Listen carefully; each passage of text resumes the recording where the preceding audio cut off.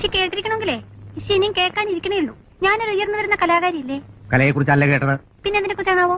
അതിപ്പോ എങ്ങനെയാ കുട്ടിയോട് തുറന്നങ്ങോട്ട് പറയാ? തുറന്നങ്ങോട്ട് പറഞ്ഞോളൂ, മടിക്കണ്ട. കുട്ടി സൂക്ഷിച്ച് സംസാരിക്ക, ചന്തയല്ലത്. ഇഷി തടിയുണ്ടെന്ന് വെച്ചാൽ തടി കാണിച്ച് വരട്ടല്ലേ തടിയാ? പ്രായമായ പെൺകുട്ടിയെ വിളിച്ചു വരുത്തുക, 3-4 തടിയന്മാര് ചുറ്റും നിന്ന് അങ്ങോട്ട് ചോദ്യം ചെയ്യാ. എന്താ വരട്ടെ? നിങ്ങളെ അമ്പലത്തിലെ പ്രോഗ്രാമിൽ വന്നെന്ന് വിചാരിച്ച് വായത്തോന്ന് എന്തും കൊലപ്പാന്ന് വിചാരിച്ചിട്ടുണ്ടോ?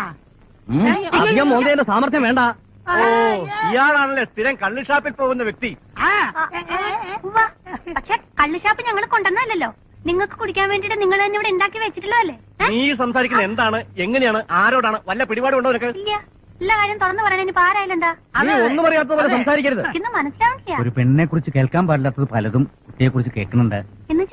എന്ന് വെച്ചാ അർദ്ധരാത്രി അഞ്ഞയുടെ വരവും പോക്കും അതന്നെ. അങ്ങനെ ആരെങ്കിലും വരികയാണെങ്കിലേ പിറ്റേന്ന് രാവിലെ തിരിച്ചറിയാൻ ഒരു പ്രയാസം ഉണ്ടാവില്ല. മോന്തേമേലും മുറ്റടിക്കണ ചൂലിന്റെ പാടുണ്ടാവും.